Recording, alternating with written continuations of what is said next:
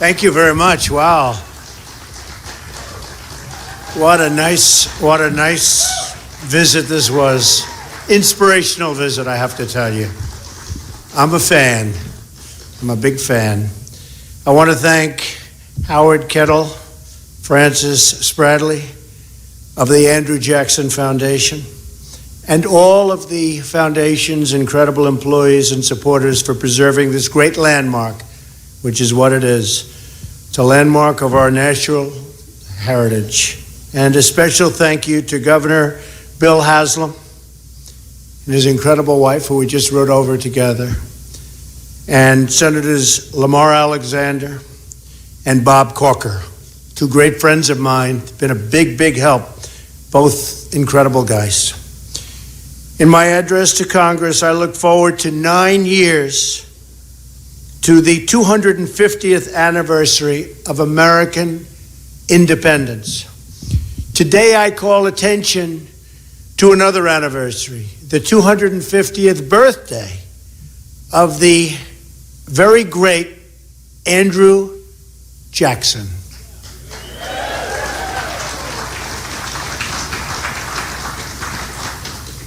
And he loved Tennessee, and so do I, to tell you that.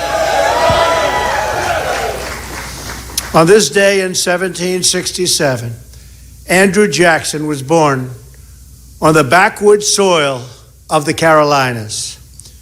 From poverty and obscurity, Jackson rose to glory and greatness, first as a military leader and then as the 7th President of the United States. He did it with courage, with grit, and with patriotic heart. And by the way, he was one of our great presidents.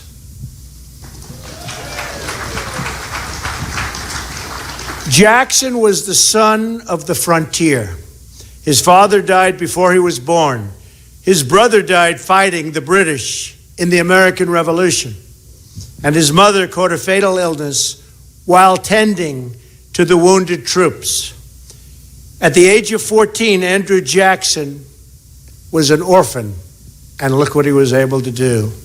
Look what he was able to build. It was during the Revolution that Jackson first confronted and defied an arrogant elite. Does that sound familiar to you? I wonder why they keep talking about Trump and Jackson, Jackson and Trump. Oh, I know the feeling, Andrew.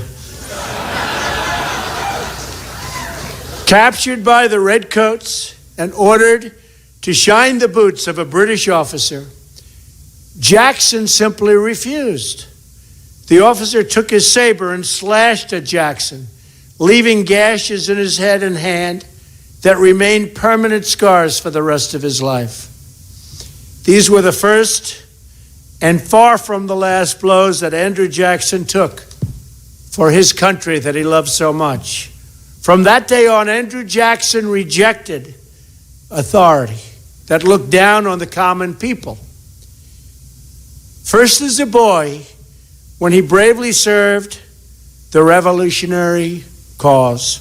Next as the heroic victor at New Orleans, where his ragtag, and it was a ragtag militia, but they were tough. And they drove the British imperial forces from America in a triumphant end to the War of 1812. He was a real general, that one. And finally, as president, when he reclaimed the people's government from an emerging aristocracy. Jackson's victory shook the establishment like an earthquake. Henry Clay, Secretary of State for the defeated President John Quincy Adams, called Jackson's victory mortifying and sickening. Oh boy, does this sound familiar. Have we heard this? This is terrible. He said there had been no greater calamity in the nation's history. The political class in Washington had good reason to fear Jackson's great triumph. The rich and powerful, Jackson said, too often bend the acts of government to their selfish purposes. Jackson warned they had turned government into an engine for the support of the few at the expense of the many. Andrew Jackson was the people's president, and his election came at a time when the vote was finally being extended to those who did not own property.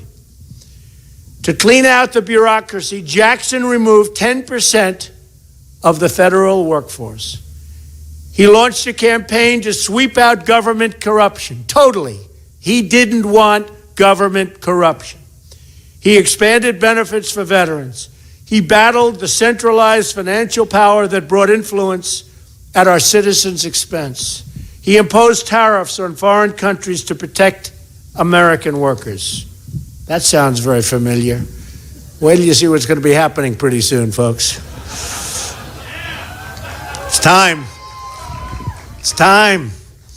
Andrew Jackson was called many names, accused of many things, and by fighting for change, earned many, many enemies.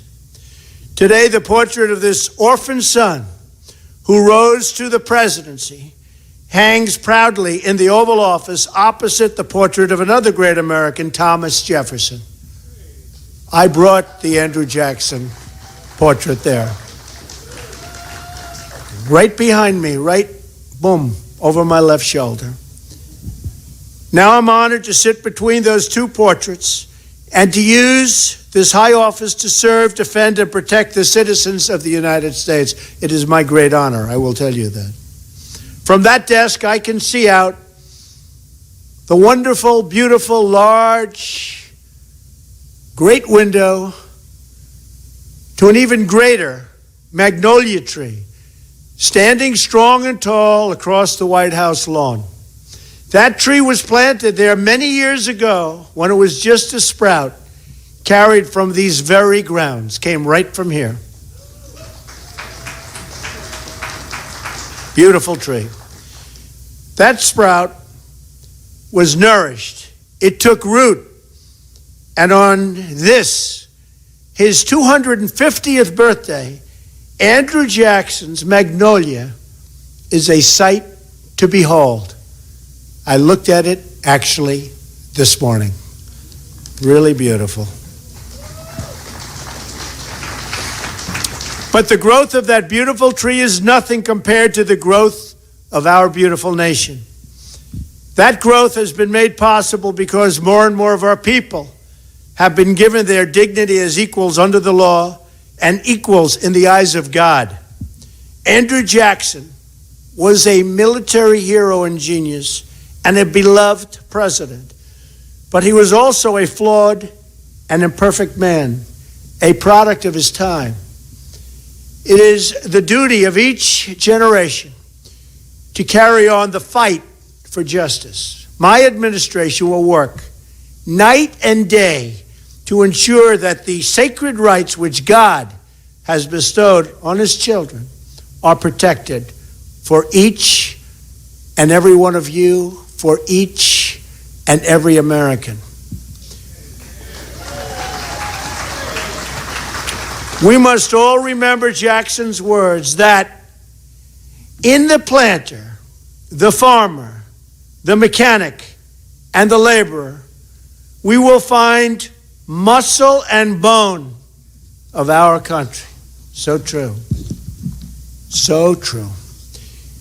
Now we must work in our time to expand, and we have to do that because we have no choice. We're going to make America great again, folks. We're going to make America great again. To expand the blessings of America to every citizen in our land.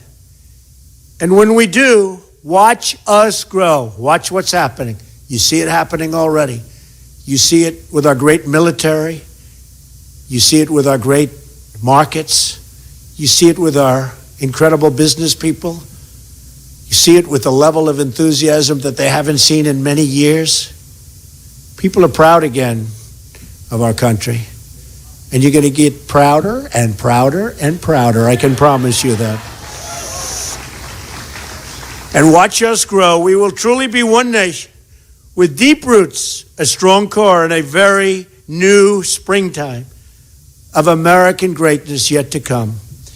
Andrew Jackson, we thank you for your service. We honor you for your memory. We build on your legacy, and we thank God for the United States of America. Thank you very much, everybody. Thank you. Thank you very much. Thank you. Thank you. And you've been watching live coverage of President Trump speaking at the Hermitage. We would invite all of you viewing this stream right now to tune in to our other stream where we have the Trump rally live right now in Nashville. We are our crew is inside the building. Currently, we are awaiting President Trump, who's scheduled to speak at 7:30 Eastern time. So we're going to end this stream now, but please turn over to the other stream and you'll be able to watch the rally in full. Click on our name, Right Side Broadcasting, underneath the video, and then look at the upcoming events playlist on our channel, and you will see the live stream at the rally. So we hope you enjoy, and thanks for watching.